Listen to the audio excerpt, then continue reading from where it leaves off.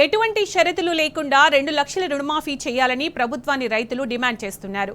వరంగల్ రైతు డిక్లరేషన్ సభలో ఏం చెప్పారు, గద్దెనెక్కిన తర్వాత ఏం చేస్తున్నారని రైతులు రేవంత్ రెడ్డిని ప్రశ్నిస్తున్నారు. కేవలం సన్నవడ్లకే 500 రూపాయల బోనస్ ప్రకటించడంపై ఆగ్రహం చెందుతున్నారు. రైతు భరోసా ఇస్తామని ఇప్పటివరకు అతీగతి లేకుండా పోయిందని అన్నదాతలు మండిపడుతున్నారు. తొర్రూరు మహాధర్నాలో రైతులు రేవంత్ ప్రభుత్వ తీరును ఎండగట్టారు.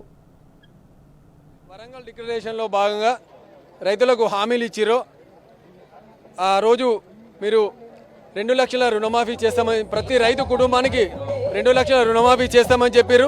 అలాగే గత ప్రభుత్వం ఇస్తున్న రైతు బంధుకు బదులు మేము ఇంకో 2,500 కలిపి ప్రతి రైతుకు 7,500 రుణమాఫీ రైతు బంధు ఇస్తామని చెప్పారు.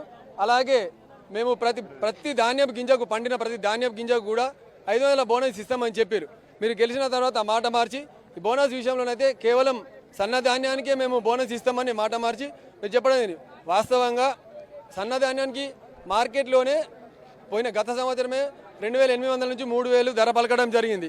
మీరు సన్నధాన్యానికి కాదు, వాస్తవంగా మాకు ప్రతి పండిన ప్రతి గింజకు కూడా బోనస్ ఇవ్వాలని మేము గ్రౌండ్ లెవెల్లో చూస్తే కేవలం 30 నుంచి 35% మాత్రమే రుణమాఫీ జరిగింది.